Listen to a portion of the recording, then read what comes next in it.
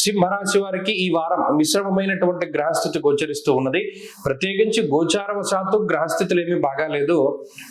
ఈ గ్రహణ గోచారం వల్ల కూడా గ్రహస్థితి బాగాలేదు. ఎందుకంటే కేతుగ్రస్త చంద్రగ్రహణము ఈ రాశి యందు ఏర్పడుతూ ఉన్నది కాబట్టి ఆ గ్రహణం తాలూకు నియమాలను ఈ రాశి వారు ఖచ్చితంగా పాటించాలి.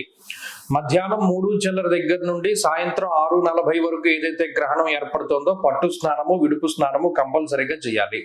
ఈ గ్రహణము ప్రత్యేకించి మానసికమైనటువంటి ప్రభావాన్ని చూపెడుతుంది కాబట్టి శారీరకంగా మానసికంగా దృఢంగా ఉండడానికి మీరు ఏదైనా మంత్రజపం లాంటిది, అనుష్ఠానం లాంటిది ప్రత్యేకించి ఆ గ్రహణ సమయంలో చేసుకోవాలి.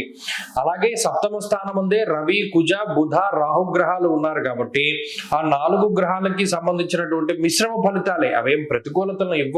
కానీ ఇక్కడ మిస్కమ్యూనికేషన్ జరగడానికి అవకాశం ఉంటుంది.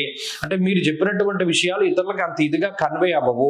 ఎందుకంటే మీ మానసిక పరిస్థితి అంత ఇదిగా ఉండదు. అర్థం చేసుకునేటువంటి వాళ్ళ యొక్క మానసిక పరిస్థితులు అంతంత మాత్రంగానే ఉంటాయి కాబట్టి మీరు ఎవరితో మాట్లాడినా ఏ డీలింగ్స్ అయినా అంత వర్కౌట్ అయ్యేటువంటి పరిస్థితులు అవి ఉండవు.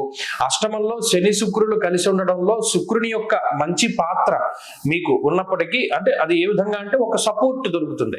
ఇంతకాలం మీకు ఏ విధమైన సపోర్ట్ లేనటువంటి సింహరాశి వారు కొంత సపోర్ట్, అంటే ఒత్తిడి తగ్గడానికి, పని భారాన్ని మీకు ఇంకొకళ్ళు ఎవరైనా పంచుకోవడానికి అవకాశం ఉంటుంది తప్పితే మిగతా విషయాల్లో ఈ గ్రహస్థితి ఏమాత్రమో మీకు అంత అనుకూలంగా లేదు. ఎంతసేపు మీ స్వశక్తి మీదే మీరు ముందుకు వెళ్ళాలి తప్పితే ఇతరులపైన ఆధారపడడానికి అవకాశం ఉండదు. అలాగే మిమ్మల్ని మీరు నమ్ముకుని ముందుకెళ్ళేటువంటి విషయాలన్నీ సక్సెస్ అవుతాయి.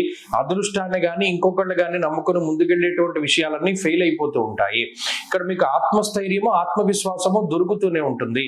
ముఖ్యంగా గురుబలం ఉన్నంత వరకు దేనికి భయపడవలసిన పని లేదు. ఆ భగవంతుడి యొక్క అనుగ్రహం సింహరాశి మీద ఉన్నది. ఇక్కడ గ్రహణం ఏర్పడినా లేదు, సప్తమంలో గ్రహాలున్నా, అష్టమంలో శని శుక్రులున్నా ఈ ప్రభావము కొంతకాలం వరకు మాత్రమే. దీన్ని దృఢమైనటువంటి సంకల్పంతో బయటికి తీసుకురాగలిగితే అక్కడ దైవబలం, గురుడు లాభంలో ఉన్నారు కాబట్టి అది ఎప్పుడూ మీ వెన్నంటే ఉంటుంది. కాబట్టి భగవంతుడి యొక్క సేవని చేస్తూ ఉండండి.